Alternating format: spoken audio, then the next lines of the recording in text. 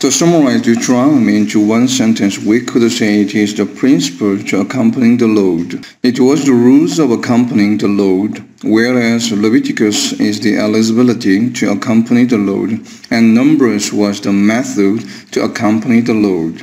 The Lord had given to the Israelites the instructions on how to be holy in Leviticus and how to live with the Lord in Numbers. Moses gave the Israelites the instructions on how to live in the promised land.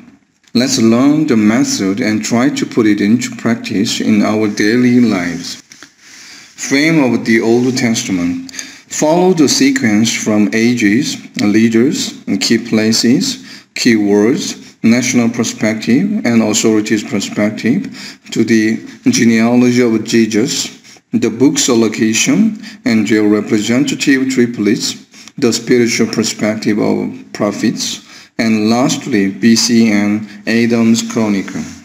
The time background of Deuteronomy was in the 40th year after they had come out of Egypt. Major subjects. Chapters 5 to 26 were the major subject that Moses wanted to talk to the Israelites at his second speech out of 3 speeches as written in Deuteronomy. The core of the subject defined a command for them to obey. It was written in chapter 6 verse 5, 10, 12, and chapter 11 verse 13. Chapter 10, verse 12, fear the Lord your God, to walk in all his ways, to love him, to serve the Lord your God with all your heart and with all your soul. Notice the 4 actions, F, W, L, S. Fear the Lord, walk in all his ways, love him, and serve him with all your heart, soul, and strength. This was the command given by the Lord and expounded by Moses to the people. This command is still valid for us and will be valid for the generations to come until Jesus' second coming. Therefore, the Lord wanted to check whether his people would obey this or not. It was the Lord's test when he used a false prophet or dreamer as written in chapter 13 verse 3. What was the consequence of the test? The Lord commanded to stone him to entice the people to serve idols as seen in verse 10. We could summarize the speech into 2 parts, the Lord's love and the Lord's people. Let's explore them one by one. Chapter 5 stated the 10 commandments. Verses 7 to 11 were for the Lord, and verse 12 to 15 were for the Sabbath. Then verse 16 to 21 were for the people. It was followed by the topic on how to serve the Lord as stated in chapter 12 verse 11. Then to the place the Lord your God will choose as a dwelling for his name. There you are to bring everything I command you, burnt offerings and sacrifices, your tithes and special gifts, and all the choice possessions you have vowed to the Lord. The Lord was a sanctuary as stated in Isaiah chapter 8 verse 14. Ezekiel chapter 42-48 stated a spiritual tabernacle. Then Jesus talked about how he was the temple. It connected with Revelation chapter 7 verse 15. They are before the throne of God and serve him day and night in his temple. And he who sits on the throne will spread his tent over them. It began with the tabernacle in Exodus, the sanctuary in Isaiah, the spiritual temple in Ezekiel, and Jesus himself, the church and tent, again in Revelation. Why did the Lord leave the Israelites in the desert for 40 years? The Lord wanted to humble and test them as written in chapter 8 verse 2. Remember how the Lord our God led you all the way in the desert these 40 years, to humble you and to test you in order to know what was in your heart, whether or not you would keep his commands. Why did the Lord humble and test them? It was because he wanted them to do well in the end, as written in verse 16. This represented the Lord's love. Why? The 10 commandments were given to the people to be holy so that the Lord could accompany them. The Lord chose the place for them to serve him so that the Lord could restore the broken relationship in consequence to their sins. He led them in the desert for 40 years with manna to humble them and for them to do well in the end. The other pillar of the speech was about the Lord's people. The decrees from chapter 14 to 26 were based on caring for each other within the community. Many items were about punishment of sins while considering sinners' human rights as well. Even items for the Lord's feast in chapter 16 emphasized on sharing joy with the people.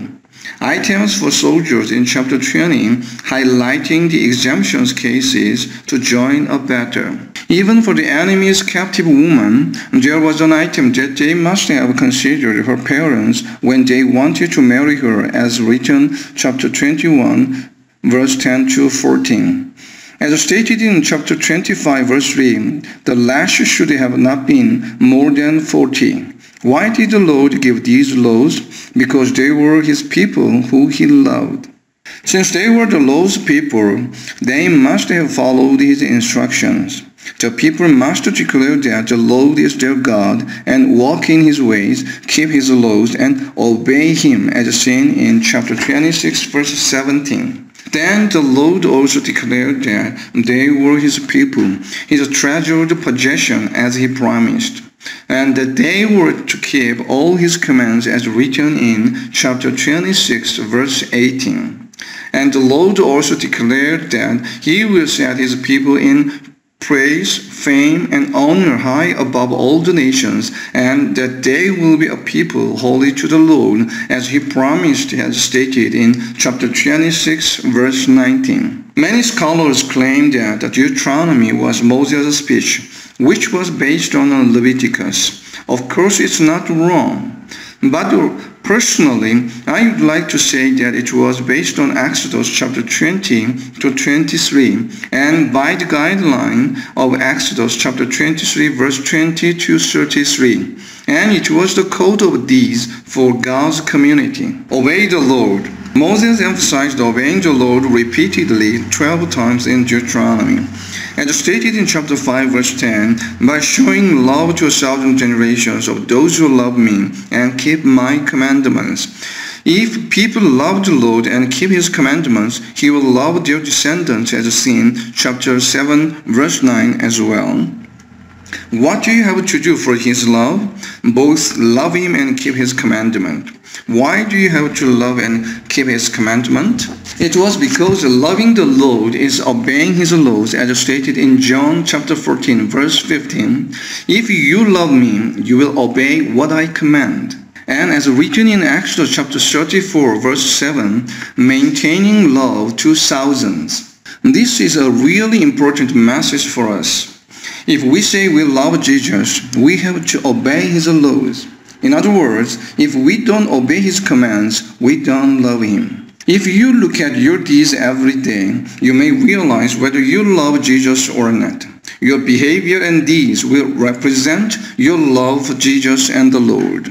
Hence, Moses emphasized loving the Lord, as written in chapter 6 verse 5. Love the Lord your God with all your heart and with all your soul and with all your strength.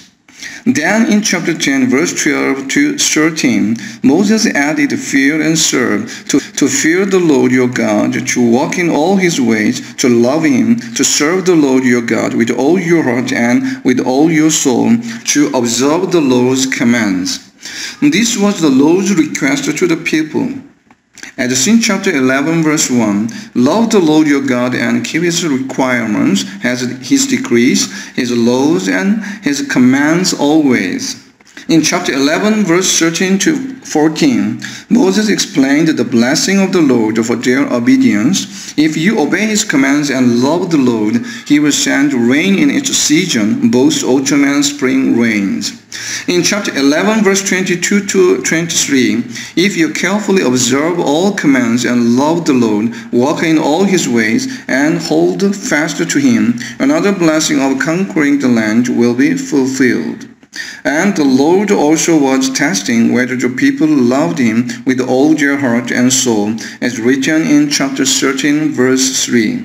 How did the Lord test them? Through idolatry as sin in chapter 13, verse 1 to 2. Please carefully look around you, realize what your idols are now. If there is anything you give priority to the Lord, it would be a form of idolatry. How can we love the Lord with all our heart and soul? Can you do that? We can't do it by ourselves.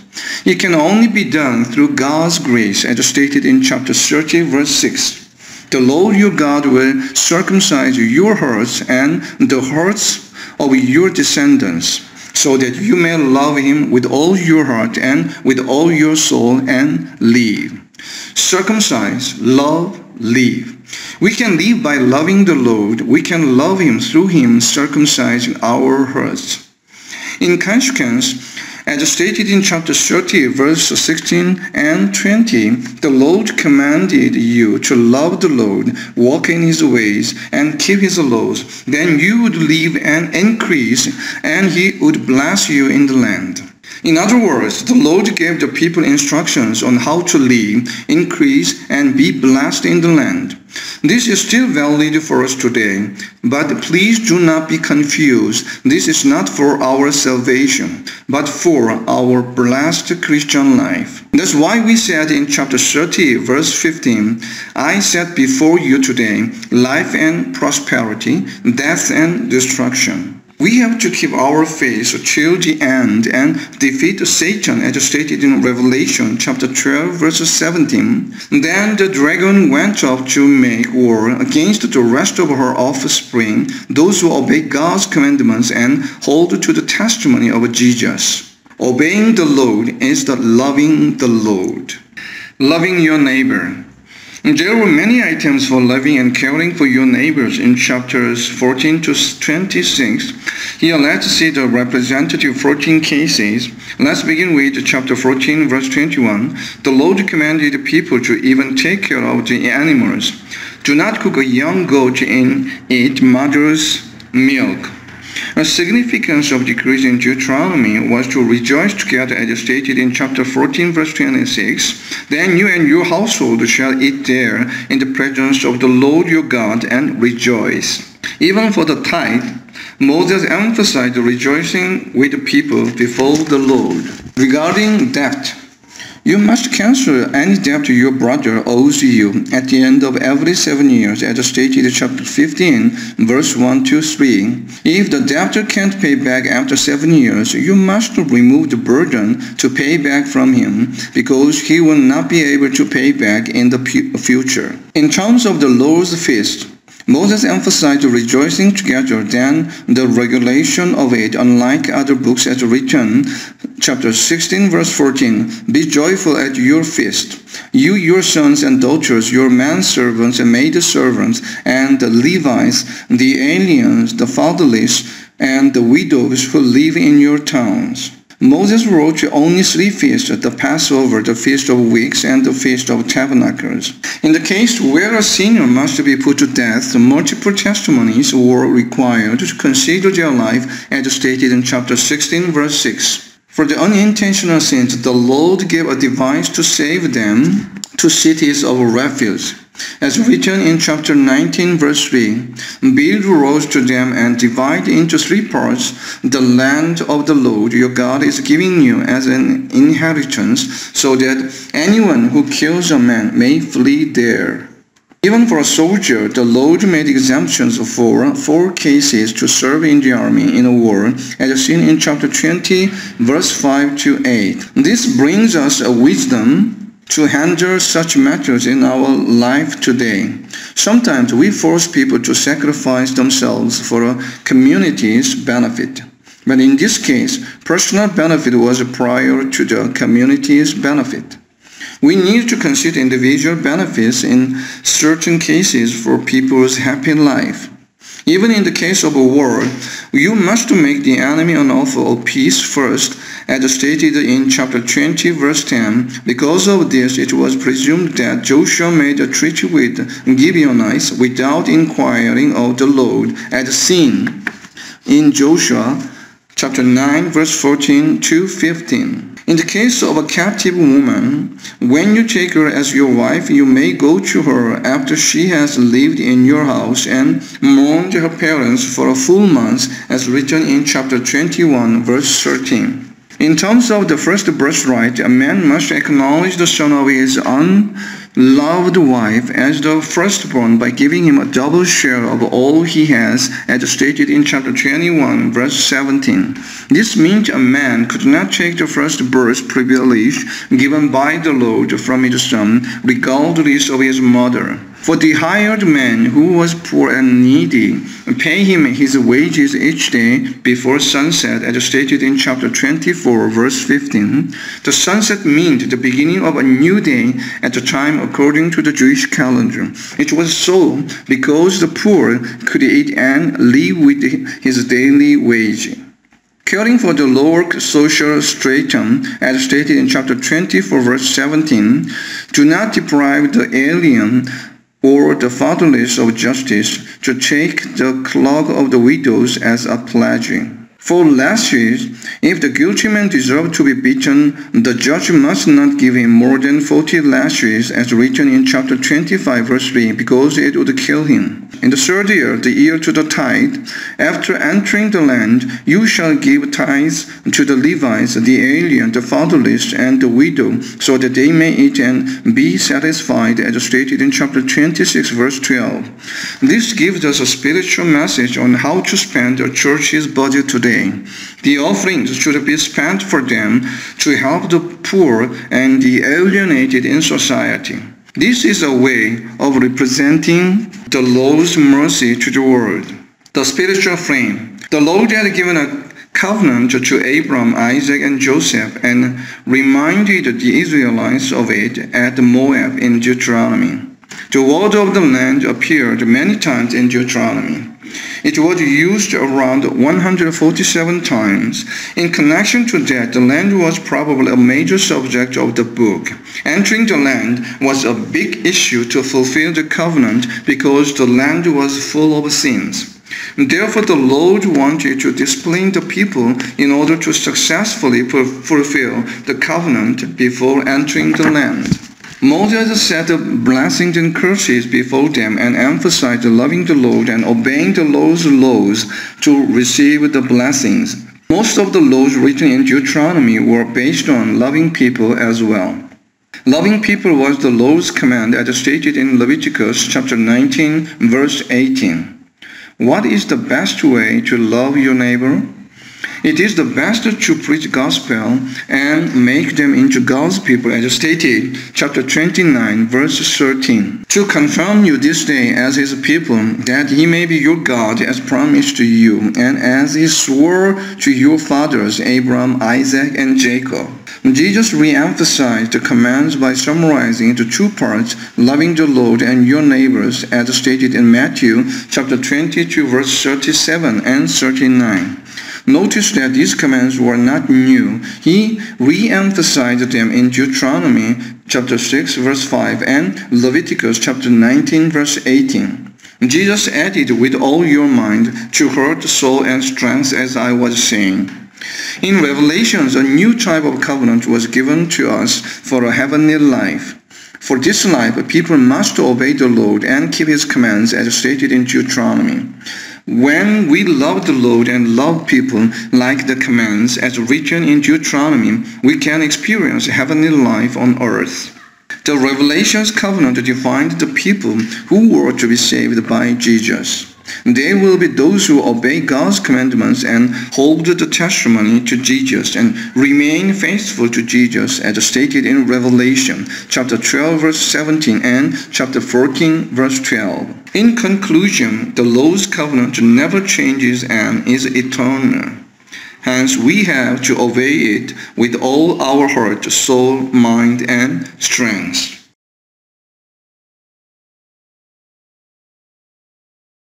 Thank you for watching.